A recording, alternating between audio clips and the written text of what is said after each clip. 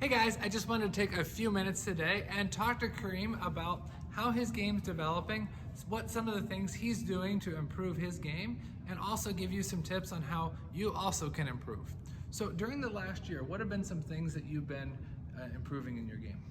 I've been trying to improve my footwork Okay. and making my strokes smaller. Okay, especially when you're really close to the table and the ball is coming fast, doing a more compact stroke so that we don't get stuck blocking, so we can keep the attack. This is important. What else have you been working on in your game? I've been working a lot on my backhand against underspin. Yeah, this is really important because especially around your level, you get a lot of deep serves to your backhand, you get a lot of deep pushes to your backhand. So if you can't backhand loop or you can't backhand loop very consistently, you have a hard time setting up your game. Good, what else?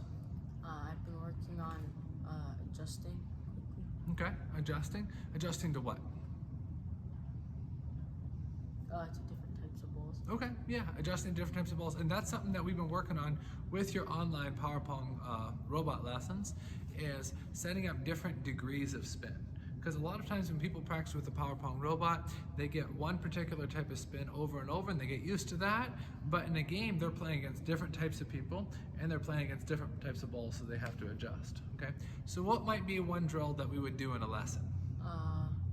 You would do an underspin ball to the backhand and then after a topspin ball Okay. for one half of the table. Okay, so maybe like underspin and then topspin, and then maybe to the middle, underspin and then topspin. So we're working on those two ball sequences. And then after a few minutes, how do I have you tweak the drill to make it a little bit more challenging? We change the spin. Yeah, change the degree of spin. So instead of like a -1, maybe we make it like a -3. And that's kind of that balance that you have to have when you're doing power pong robot training, is it can give a lot of different spins and different degrees of spin. So you don't want to make it so complex that it's too confusing, but you need to be able to challenge yourself by every few minutes, making those small adjustments. So what do you think it's going to take to get to the next level? For you to break 2,000, get to 21, 22, 27, 2,800, what do you think it's going to take? A lot of hard work. Oh yeah, a lot of hard work, but be more specific. Let's say 2,100. What would you say is going to be like the defining thing to help you get to 2,100? My backhand. Backhand, okay, I agree, because your forehand is really quite strong.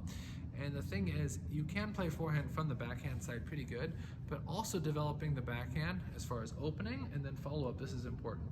Because even if you run with forehand and play forehand here and then wide forehand, on that next ball coming back to the backhand, it's still important to have that. So I agree with you. Keep up the good work, and you are definitely one of the fastest improving players in Ohio. And I hope you learned a little bit from Kareem. So if you're gonna make progress, what you definitely have to do is you definitely have to have a plan. You definitely have to be able to list out the things that you do well, the things that you're trying to develop, and then actually put together a daily training schedule that you can practice these things on a daily basis. And the last two things that I always tell people is you have to be patient and persistent. Patient, realizing these skills take a long time to develop, but at the same time being persistent to keep practicing these skills again and again and again.